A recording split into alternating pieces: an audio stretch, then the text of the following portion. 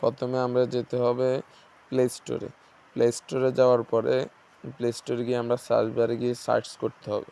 হ্যাঁ, এখানে গিয়ে সার্চ করতে হবে নেটিস্ট, NETES। নেটিস্ট সার্চ করার পরে চলে আসবে। আমাদের কাঙ্ক্ষিত অ্যাপসটির নাম হচ্ছে নেটিস্ট রাউটার ম্যানেজার B4। দেখেন এখানে অনেকগুলো আছে। হ্যাঁ, এটা হচ্ছে নেটিস্ট রাউটার ম্যানেজার, আমাদের লাগবে B4। দেখেন পরেরটার নাম হচ্ছে কি, দেখেন নেটিস্ট রাউটার ম্যানেজার B4। এই আমাদের কাঙ্ক্ষিত অ্যাপ হচ্ছে এটিতে গিয়ে আমরা এটাকে ইনস্টল করতে হবে, ইনস্টল দিতে হবে। ইনস্টল হোক। এর মধ্যে আমার চ্যানেলটি পারলে আপনারা সাবস্ক্রাইব করে ফেলেন, একটু সময় নিবে।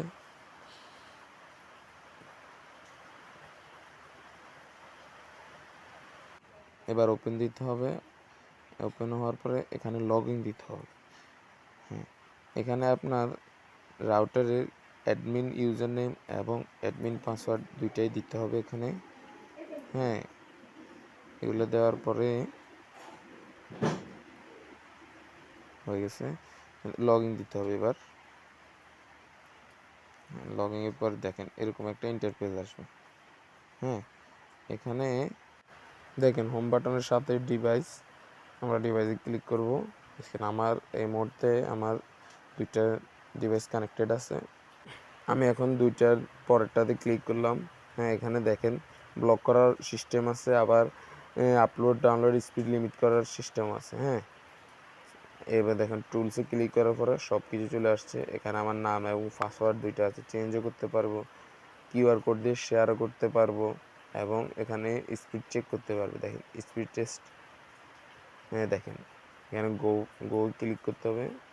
হ্যাঁ, দেখেন কয়টা ডিভাইস কানেক্টেড আছে, কয় আপলোড স্পিড কীরকম, ডাউনলোড স্পিড কীরকম, কত MBPS। এই দেখেন সব কিছু এখানে আছে। আর ব্লক লিস্টে যেতে পারবে। দেখেন গিয়ে ব্লক লিস্টে কয়জন ব্লক আছে এদের আনব্লক করতে পারবো। হ্যাঁ, দেখেন এখানে A to Z ফার্স্ট সেকেন্ডে আপলোড এবং ডাউনলোড স্পিড পরিবর্তন হয়।